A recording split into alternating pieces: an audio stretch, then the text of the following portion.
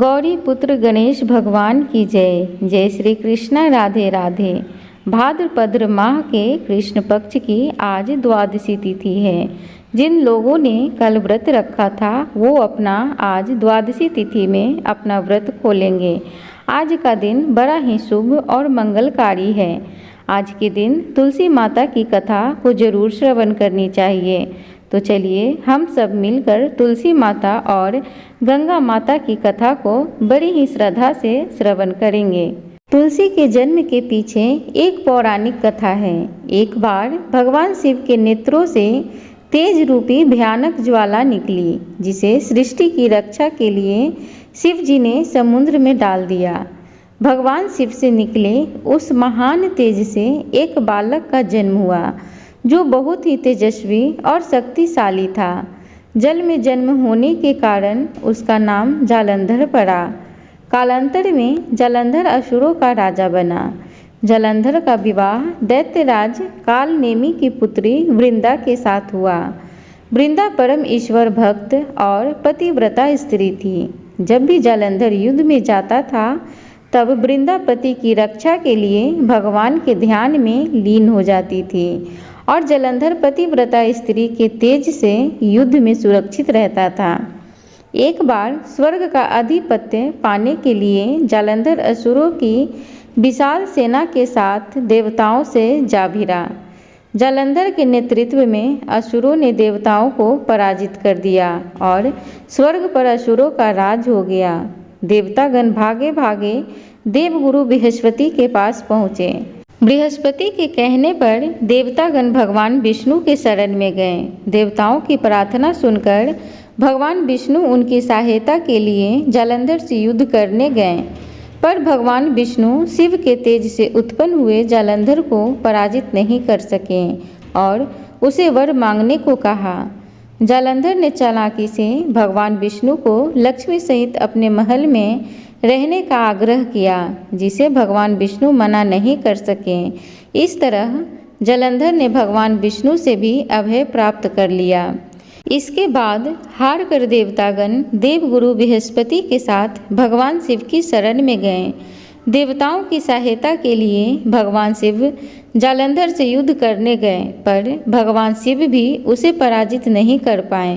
तब भगवान विष्णु शिव जी के पास पहुँचे और कहा कि हे देव, जो आप अपनी ही तेज से उत्पन्न जालंधर को पराजित नहीं कर पा रहे हैं, उसका कारण जालंधर की पतिव्रता स्त्री वृंदा के सतीत्व की शक्ति है।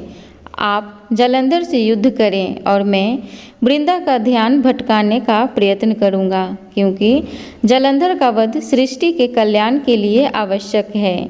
ये कहकर भगवान विष्णु जालंधर का रूप धर के उसके महल पहुँचे।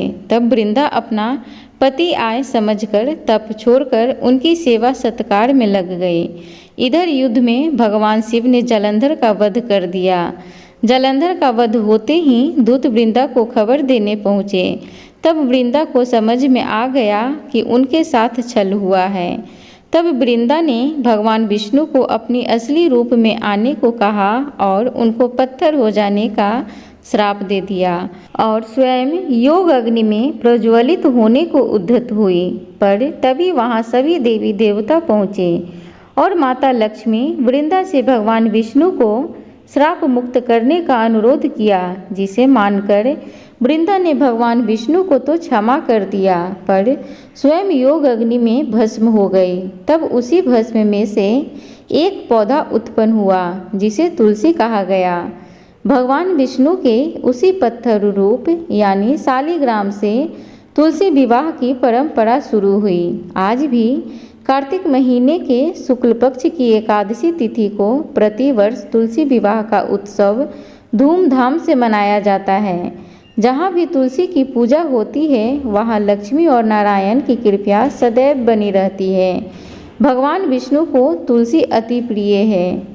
बिना तुलसी की उनकी पूजा अधूरी मानी जाती है। एक बार प्रेम से बोलो तुलसी माता की जय। हरि प्रिय लक्ष्मी माता की जय। हरि प्रिय की जय हो। प्रिय भक्तगण, अब हम सब गंगा माता की कथा को बड़े ही मन से श्रवण करेंगे। पुण्यदायिनी माँ गंगा के अवतरण की कथा पुराणों में वर्णित है। पौराणिक मान्यता के अनुसार माँ गंगा पृथ्वी पर आने से पहले स्वर्ग में बहती थीं।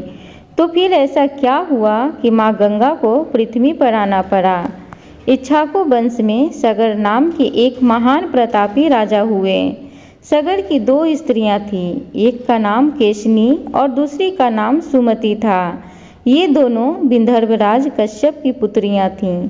एक समय राजा सगर की दोनों पत्नियों द्वारा प्रार्थना करने पर भृगुवंशी और त्रिकालदर्शी और मुनि ने उन्हें पुत्र प्राप्ति का वर दिया। उन्होंने क्षण भर ध्यान में स्थित होकर केशिनी और सुमति से कहा, तुम दोनों में से एक रानी तो एक ही पुत्र प्राप्त करेगी, किंतु वह वंश को चलाने वाला होगा, परंतु दूसरी केवल संतान की इच्छा पूर्ति के लिए 60,000 पुत्रों को जन्म देगी। तुम लोग अपनी इच्छा अनुसार इनमें से एक एक वर मांग लो। और वह मुनि का यह वचन सुनकर केशिनी ने वंश परंपरा चलाने के लिए एक ही पुत्र का वरदान मांगा तथा रानी सुमति के 60,000 पुत्र उत्पन्न हुए। केशिनी के पुत्र का नाम असमंजस था। असमंजस बुरी प्रवृत्ति तथा दुष्ट स्वभाव का था। उसकी देखा देखी सगर के सभी पुत्र बुरे आचरण करने लगे। यह देखकर बाहुपुत्र सगर बहुत दुखी हुए।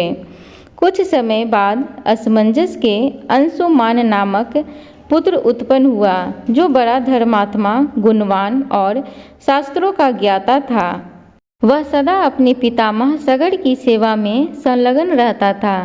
उधर सगर के सभी दुराचारी पुत्र संसार में उपद्रव करने लगे थे। वे धार्मिक अनुष्ठान करने वाले लोगों के काम में सदा विघ्न डाला करते थे। वे दुष्ट दुराचारी राजकुमार सदा मद्यपान करते थे। उन्होंने साधु पुरुषों की जीविका छीन ली और सदाचार का नाश कर डाला। यह सब देखकर इंद्र आदि देवता अत्यंत दुख से पीड़ित होकर इन सगर पुत्रों के नाश का कोई उत्तम उपाय सोचने लगे। इसी बीच में राजा सगर ने अश्वमेध यज्ञ का अनुष्ठान आरंभ किया। उस यज्ञ में प्रयुक्त घोड़े को देवराज इंद्र ने चुरा लिया और पाताल में जहाँ कपिल मुनि रहते थे वहीं ले जाकर बांध दिया। इंद्र के द्वारा चुराए हुए उस अश्व को खोजने के लिए राजा सगर के सभी पुत्र पृथ्वी पर घूमने लगे। जब पृथ्वी पर कहीं भी उन्हें वह घोड़ा दिखाई नहीं दिया, तब वे पाताल में जाने को उद्यत हुए। फिर तो वे सारी पृथ्वी को खोदने लगे। एक एक ने एक एक योजन भूमि खोद डाली और खोदी हुई मिट्टी को समुद्र के तट पर बिखेर दिया और उसी द्वार से वे सभी सगर पुत्र पाताल लोक में जा पहुँचे। उस समय वे सब के सब क्रोध से उन्मत्त हो रहे थे। पाताल में पहुंचकर उन्होंने सब ओर अश्व को ढूंढना आरंभ कर दिया। खोजते खोजते वहां उन्हें ध्यान मग्न परम तेजस्वी भगवान कपिल के दर्शन हुए और उनके पास ही घोड़ा भी दिखाई दिया। फिर तो वे अत्यंत क्रोध में भर गए और बिना विचारे ही कपिल मुनि को मार डालने के उद्देश्य से दौड़े। उस समय आपस में एक दूसरे से इस प्रकार कह रहे थे, इसे मार डालो, बांध लो, पकड़ो, देखो घोड़ा चुराकर यहाँ साधु रूप में बगुले की तरह ध्यान लगाकर बैठा है। इस तरह की बातें करते हुए वे अनेक प्रकार से कपिल मुनि का अपमान करने लगे। उस समय भगवान कपिल अपनी इंद्रियों और बुद्धि को आत्मा में स्थिर करके ध्यान में तत्पर थे, इसलिए उन्हें सगर पुत्रों की करतूत का कुछ भी पता नहीं चला। सगर पुत्रों की मृत्यु निकट थी, इसलिए उन लोगों की बुद्धि मारी गई थी। वे मुनि को लातों से मारने लगे। कुछ लोगों ने उनकी बाहें पकड़ ली, तब मुनि की समाधि भंग हो गई। उन्होंने विस्मित होकर लोक में उपद्रव करने वाले सगर पुत्रों को लक्ष्य करके गंभीर भाव से कहा, जो ऐश्वर्य के मद से उन्मत्त है, जो भूख से पीड़ित है, जो कामी है तथा जो अहंकार से मूढ़ हो रहे हैं, ऐसे मनुष्यों को विवेक नहीं होता। यदि दुष्ट मनुष्य सज्जनों को सताते हैं तो इसमें आश्चर्य क्या है। नदी का वेग किनारे पर उगे हुए वृक्षों को भी गिरा देता है। जहाँ धन है, जवानी है तथा पराई स्त्री भी है, वहाँ सब अंधे और मूर्ख बने रहते हैं। दुष्ट के पास लक्ष्मी हो तो वह लोक का विनाश करने वाली ही होती है। जैसे वायु अग्नि की ज्वाला को बढ़ाने में सहायक होता है और जैसे दूध सांप के विष को बढ़ाता है, उसी प्रकार दुष्ट की लक्ष्मी उसकी दुष्टता को बढ़ा देती है। ऐसा कहकर कपिल मुनि ने अपने नेत्रों में से अग्नि प्रकट की। उस आग ने समस्त सगर पुत्रों को क्षण भर में ही जलाकर भस्म कर डाला। उस भीषण अग्नि से संतप्त होकर नाग, राक्षस और अन्य जीवों ने शीघ्रता से समुद्र में प्रवेश करके अपने प्राणों की रक्षा की। तत्पश्चात एक देवदूत ने राजा सगर के यज्ञ में आकर उन्हें इस घटना की जानकारी दी। राजा सगर सब शास्त्रों के ज्ञाता थे। यह सब वृतांत सुनकर उन्होंने प्रसन्नतापूर्वक कहा, उनके कर्मों ने ही उन दुष्टों को दंड दे दिया। माता पिता, भाई, पुत्र जो भी पाप करता है वही शत्रु बन जाता है, यही शास्त्रों का निर्णय है। राजा सगर ने अपने पुत्रों का नाश होने पर भी शोक नहीं किया, क्योंकि दुराचारी की मृत्यु साधु पुरुषों के संतोष का कारण होती है। पुत्रहीन पुरुषों को यज्ञ करने का अधिकार नहीं है। धर्मशास्त्र की ऐसी आज्ञा होने के कारण महाराज सगर ने अपने पौत्र अंशुमान को ही अपने दत्तक पुत्र के रूप में गोद ले लिया। इसके बाद राजा सगर ने अंशुमान को अश्व ढूंढ लाने के कार्य में नियुक्त किया। अंशुमान कपिल मुनि के आश्रम पहुँचे और उन्हें साष्टांग प्रणाम किया। फिर दोनों हाथ जोड़कर बोले, हे ब्राह्मण, मेरे पिता के भाइयों ने यहाँ आकर जो दुष्टता की है उसे आप क्षमा करें, क्योंकि साधु पुरुष सदा दूसरों के उपकार में लगे रहते हैं और क्षमा ही उनका बल है। संत महात्मा दुष्ट जीवों पर भी दया करते हैं। चंदन को काटा जाए या घिसा जाए, वह अपनी सुगंध से सबको सुवासित ही करता है। साधु पुरुष का ऐसा ही स्वभाव होता है। हे पुरुषोत्तम, आपके गुणों को जानने वाले मुनिगण ऐसा मानते हैं कि आप क्षमा, तपस्या तथा धर्मचारण द्वारा समस्त लोगों को शिक्षा देने के लिए इस भूतल पर अवतरित हुए हैं। आपको नमस्कार है। अंशुमान के इस प्रकार स्तुति करने पर कपिल मुनि का मुख प्रसन्नता से खिल उठा और वे बोले, हे निष्पाप राजकुमार, मैं तुम पर प्रसन्न हूँ, वर मांगो। मुनि के ऐसा कहने पर अंशुमान ने उनको प्रणाम करके कहा, भगवान, हमारे इन पितरों को ब्रह्मा लोक में पहुँचा दें। तब कपिल मुनि अंशुमान पर प्रसन्न होकर आदर पूर्वक बोले, हे राजकुमार, तुम्हारा पौत्र यहाँ गंगा जी को लाकर अपने पितर को मोक्ष प्रदान करेगा। वत्स, तुम्हारे पौत्र भागीरथ द्वारा लाई हुई पुण्य सलीला गंगा नदी इन सगर पुत्रों का पाप धोकर इन्हें परम पद की प्राप्ति कर देगी। बेटा, इस घोड़े को ले जाओ, जिससे तुम्हारे पितामह का यज्ञ पूर्ण हो सके। तब अंशुमान अश्व सहित अपने पितामह के पास लौट गए और उन्हें सब समाचार सुनाया। सगर ने उस अश्व के द्वारा अश्वमेध यज्ञ पूर्ण किया और भगवान विष्णु की आराधना करके वैकुंठ धाम को चले गए। महाराज सगर के बाद अंशुमान राजा बने, परंतु उन्होंने अपने चाचाओं की मुक्ति की चिंता बनी रही। कुछ समय के बाद अपने पुत्र दिलीप को राज्य का कार्यभार सौंपकर वे वन में चले गए तथा गंगा जी को स्वर्ग से पृथ्वी पर लाने के लिए तपस्या करने लगे और तपस्या में ही उनका शरीरा अंत भी हो गया। महाराज दिलीप ने भी अपने पुत्र भगीरथ को राज्यभार देकर स्वयं पिता के मार्ग का अनुसरण किया। उनका भी तपस्या में ही शरीरा अंत हुआ, परंतु वे भी गंगा जी को पृथ्वी पर ना ला सके। महाराज दिलीप के बाद भागीरथ ने ब्रह्मा जी की घोर तपस्या की। अंत में 3 पीढ़ियों की इस तपस्या से प्रसन्न होकर पितामह ब्रह्मा ने भागीरथ को दर्शन देकर वर मांगने को कहा। भागीरथ ने कहा, हे पितामह, मेरे 60,000 पूर्वज कपिल मुनि के शाप से भस्म हो गए हैं। उनकी मुक्ति के लिए आप गंगा जी को पृथ्वी पर भेजने की कृपा करें। ब्रह्मा जी ने कहा, मैं गंगा को पृथ्वी लोक पर भेज तो अवश्य दूंगा, पर उनके वेग को कौन रोकेगा? इसके लिए तुम्हें देवादिदेव भगवान शंकर की आराधना करनी चाहिए। भागीरथ ने एक पैर पर खड़े होकर भगवान शंकर की आराधना शुरू कर दी। उनकी तपस्या से प्रसन्न होकर भगवान शिव ने गंगा जी को अपनी जटाओं में रोक लिया और एक छोटी धारा को पृथ्वी की ओर छोड़ दिया। इस प्रकार गंगा जी पृथ्वी की ओर चली। अब आगे आगे राजा भागीरथ और पीछे पीछे गंगा जी थी। मार्ग में जहू ऋषि का आश्रम पड़ा। गंगा जी उनके कमंडलू दंड आदि बहाते हुए जाने लगी। यह देखकर जहू ऋषि ने उन्हें पी लिया।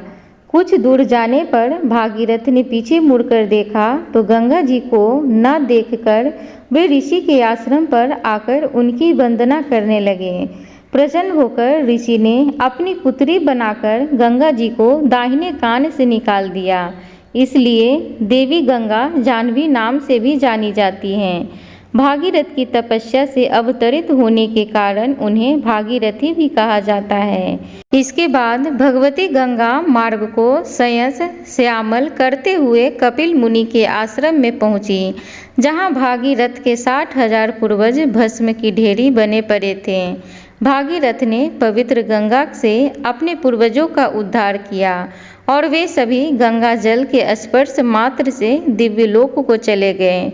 जिस दिन गंगा का पृथ्वी पर अवतरण हुआ था, उस दिन ज्येष्ठ महीने के शुक्ल पक्ष की 10वीं तिथि थी, जिसे आज भी प्रत्येक वर्ष गंगा दशहरा के नाम से मनाया जाता है। एक बार बोलो, गंगे माता की जय, भागीरथी माता की जय। प्रिय भक्तगण, जो लोग आज यानी कि 30 अगस्त को अजा एकादशी का व्रत धारण करेंगे, वो एकादशी व्रत की कथा को अवश्य सुनिए। तो चलिए अजा एकादशी की कथा को श्रवण करते हैं। भाद्रपद कृष्ण पक्ष की एकादशी अजा एकादशी के नाम से जानी जाती है। इस दिन एकादशी के दिन भगवान श्री विष्णु जी की पूजा का विधान होता है। इस दिन रात्रि जागरण तथा व्रत करने से व्यक्ति के सभी पाप दूर होते हैं। अजा एकादशी का व्रत करने के लिए व्रत संबंधी कई बातों का खास ध्यान रखना चाहिए। 10वीं तिथि की रात्रि में मसूर की दाल खाने से बचना चाहिए। इससे व्रत के शुभ फलों में कमी होती है। चने नहीं खाने चाहिए। करोदों का भोजन नहीं करना चाहिए। शाक आदि भोजन करने से भी व्रत के फलों में कमी होती है। इस दिन शहद का सेवन करने से एकादशी व्रत के फल में कमी होती है। व्रत के दिन और 10वीं तिथि के दिन पूर्ण ब्रह्मचर्य का पालन करना चाहिए। अजा एकादशी की व्रत पूजा। अजा एकादशी का व्रत करने के लिए उपरोक्त बातों का ध्यान रखने के बाद व्यक्ति को एकादशी तिथि के दिन शीघ्र उठना चाहिए। उठने के बाद नित्य क्रिया से मुक्त होने के बाद सारे घर की सफाई करनी चाहिए और इसके बाद तिल और मिट्टी के लेप का प्रयोग करते हुए कुशा से स्नान करना चाहिए। स्नान आदि कार्य करने के बाद भगवान श्री विष्णु जी की पूजा करनी चाहिए। भगवान श्री विष्णु जी का पूजन करने के लिए एक शुद्ध स्थान पर धान्य रखने चाहिए। धान्यों के ऊपर कुंभ स्थापित किया जाता है। कुंभ को लाल रंग के वस्त्र से सजाया जाता है और स्थापना करने के बाद कुंभ की पूजा की जाती है। इसके पश्चात कुंभ के ऊपर श्री विष्णु जी की प्रतिमा स्थापित की जाती है। प्रतिमा के समक्ष व्रत का संकल्प लिया जाता है। संकल्प लेने के पश्चात धूप, दीप और पुष्प से भगवान श्री विष्णु जी की पूजा की जाती है। प्रिय श्रोतागण, अब हम सब श्री हरि के चरणों का ध्यान करते हुए कथा का रसपान करते हैं। भगवान श्री राम के वंशज में हरिश्चंद्र नाम का एक राजा हुए थे। राजा अपनी सत्यनिष्ठा और ईमानदारी के लिए बहुत ही प्रसिद्ध थे। एक बार देवताओं ने इनकी परीक्षा लेने की योजना बनाई। राजा ने स्वप्न में देखा कि ऋषि विश्वामित्र को उन्होंने अपना समस्त राजपाट दान कर दिया है। सुबह विश्वामित्र वास्तव में उनके द्वार पर आकर कहने लगे, तुमने स्वप्न में मुझे अपना समस्त राज दान कर दिया है। राजा ने सत्यनिष्ठ व्रत का पालन करते हुए संपूर्ण राज्य विश्वामित्र को सौंप दिया। दान के लिए दक्षिणा चुकाने हेतु राजा हरिश्चंद्र को पूर्व जन्म के कर्मफल के कारण पत्नी, बेटा एवं खुद को बेचना पड़ा। हरिश्चंद्र को एक डोम ने खरीद लिया जो शमशान भूमि में लोगों के दाह संस्कार का काम करवाता था। डोम ने राजा हरिश्चंद्र को शमशान भूमि में दाह संस्कार के लिए कर वसूली का काम दे दिया। इसके बावजूद सत्यनिष्ठा से राजा विचलित नहीं हुए। एक दिन भाग्यवश गौतम मुनि से इनकी भेंट हुई। गौतम मुनि ने राजा से कहा कि हे राजन, पूर्व जन्म के कर्मों के कारण आपको यह कष्टमय दिन देखना पड़ रहा है। आप भाद्रपद कृष्ण पक्ष की एकादशी, जिसका नाम अजा एकादशी है, उस दिन व्रत रखकर भगवान विष्णु की पूजा करें और रात्रि में जागरण करते हुए भगवान का ध्यान कीजिए। आपको कष्टों से मुक्ति मिल जाएगी। राजा ने ऋषि के बताए नियम के अनुसार अजा एकादशी का व्रत किया। इसी दिन इनके पुत्र को एक सांप ने काट लिया और मरे हुए पुत्र को लेकर इनकी पत्नी शमशान में दाह संस्कार के लिए आई। राजा हरिश्चंद्र ने सत्य धर्म का पालन करते हुए पत्नी से भी पुत्र के दाह संस्कार हेतु कर मांगा। इनकी पत्नी के पास कर चुकाने के लिए धन नहीं था, इसलिए उसने अपनी साड़ी का आधा हिस्सा फाड़कर राजा को दे दिया। राजा ने जैसे ही साड़ी का टुकड़ा अपने हाथ में लिया, उसी समय आसमान से फूलों की वर्षा होने लगी। देवगण राजा हरिश्चंद्र की जय जयकार करने लगे। इंद्र ने कहा, हे राजन, आप सत्यनिष्ठ व्रत की परीक्षा में सफल हुए। आप अपना राज्य स्वीकार कीजिए। प्रिय भक्तगण, तो इस प्रकार अजा एकादशी की कथा थी। अब हम सब अजा एकादशी की महत्व को जानेंगे। समस्त उपवासों में अजा एकादशी के व्रत श्रेष्ठम कहे गए हैं। एकादशी व्रत को रखने वाले व्यक्ति को अपने चित्त, इंद्रियों, आहार और व्यवहार पर संयम रखना होता है। अजा एकादशी व्रत का उपवास व्यक्ति को अर्थ काम से ऊपर उठाकर मोक्ष और धर्म के मार्ग पर चलने की प्रेरणा देता है। यह व्रत प्राचीन समय से यथावत चलता आ रहा है। इस व्रत का आधार पौराणिक, वैज्ञानिक और संतुलित जीवन है। इस उपवास के विषय में यह मान्यता है कि इस उपवास के फल स्वरूप मिलने वाले फल अश्वमेध यज्ञ, कठिन तपस्या, तीर्थों में स्नान, दान आदि से मिलने वाले फलों से भी अधिक होते हैं। यह उपवास मन निर्मल करता है, हृदय शुद्ध करता है तथा सतमार्ग की ओर प्रेरित करता है। तो एक बार प्रेम से बोलो, जय श्री विष्णु भगवान की जय हो, श्रीमन लक्ष्मी नारायण की जय हो। प्रिय भक्तगण, उम्मीद करूंगी आज की कथा आप सबको अच्छी लगी हो, तो कृपया चैनल को सब्सक्राइब करें, वीडियो को लाइक करें। आपके एक सब्सक्राइब, एक लाइक से मुझे बहुत ही ज़्यादा मोटिवेशन मिलता है। तो धन्यवाद।